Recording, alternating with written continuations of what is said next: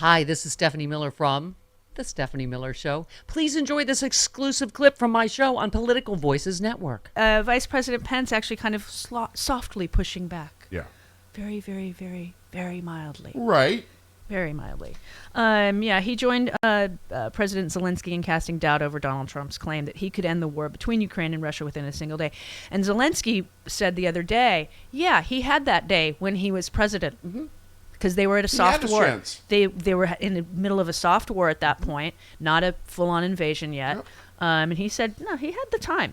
He had years to do it. And Zelensky said it not snarkily. No. He said it in the nicest way possible. Right, exactly. And Pence was asked, he won't challenge Donald directly because he's kind of... weak? There you go. That's a good word. He has no spine. Right. He said, look, the reason why Russia did not even attempt to redraw international lines by force during our administration is because we were strong. No. We made it clear that we not only had rebuilt our military, but we were willing to use military force in Syria, our armed forces taking down ISIS, and frankly, we took down over 100 Russian soldiers in a military engagement in Syria itself. So look, I understand President Zelensky's frustration. The Russians' war in Crimea that had taken place during the Obama administration. But look, there's only one pathway towards success here, and that is to give the Ukrainian military much more quickly than Joe Biden has done. Oh my God! What they need to repel the Russian invasion. Now, I agree that we need to help them. There's Cornel West and others are like, no, we're doing a proxy war with Russia. No, Russia chose to invade a sovereign entity, Right. And we're just trying to help them fight them. We're not at war with Russia. No. And that's part of the reason that during... And Ukraine is a very important democracy in Eastern Europe. Absolutely. And if they fall to Russia, then we cede land. Exactly. In fact, number 5, John Kerry. When you have bombs going off and you have damage to septic tanks or to power centers, etc., you have an enormous release of greenhouse gas, of methane, and the result is it's adding to the problem. I'm not, believe me, the fight in Ukraine is a fight that we have to make, that the world has to make. So I'm not suggesting by any fashion that this is not a fight we shouldn't be involved in, but I am saying that there are ancillary impacts as a result of it.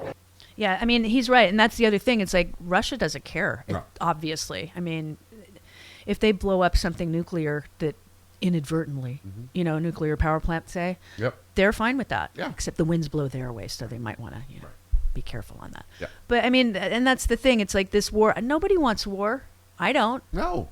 And it's always the guys at the top. Ukrainians don't? They don't want it. No. And it's just it's not good. And we're not fighting a proxy war. We're not doing that, Jimmy Dore. We're not doing that, Cornel West. We're not doing that, Robert Kennedy Jr. We're not doing that. We are trying to help another country that needs our help. So is the rest of the West. So is the rest of NATO as much as they can. Sure. Without, unfortunately, Ukraine wants to join NATO.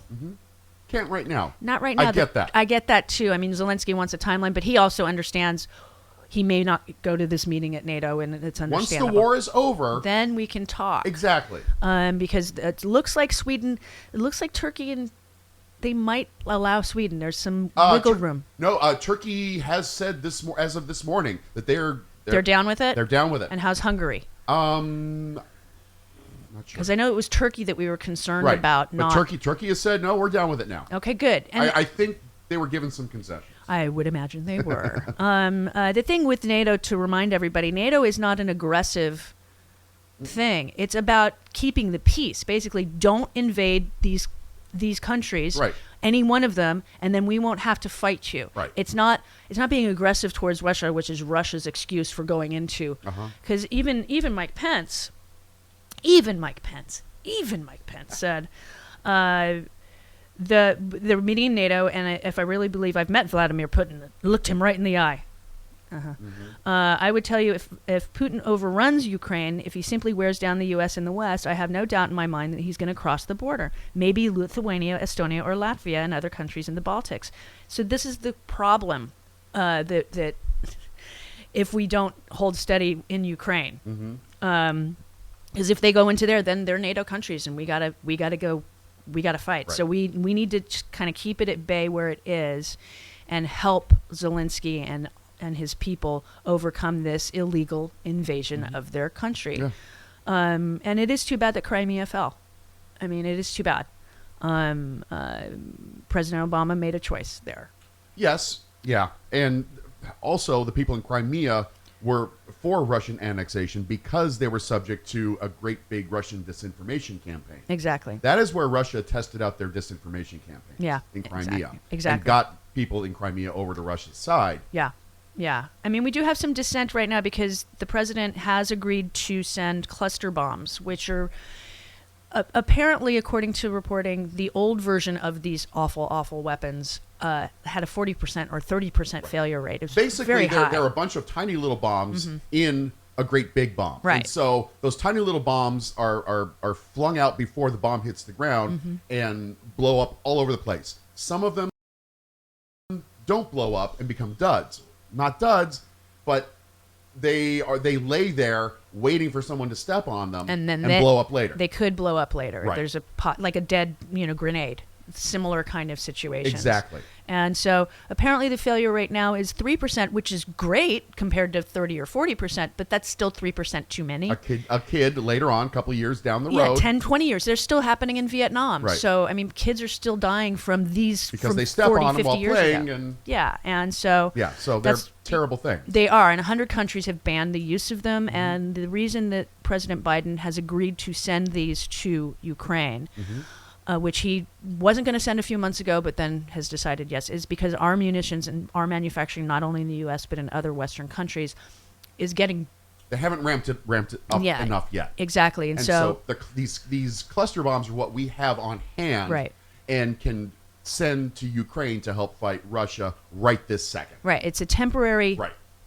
Until we ramp up production of regular munitions. Right, This right. is what we have to send. And Zelensky wants them, and it's Ukrainians And Russia is using them against Ukraine. already. So they're already being utilized, unfortunately. Right. But Ukraine is not going to use them in Russia. They're going to use them on Russian soldiers in Ukraine. And hopefully no civilian will ever be injured by our munitions that we're sending over to them. Unfortunately, we can't guarantee that. So therein lies Therein lies the rub.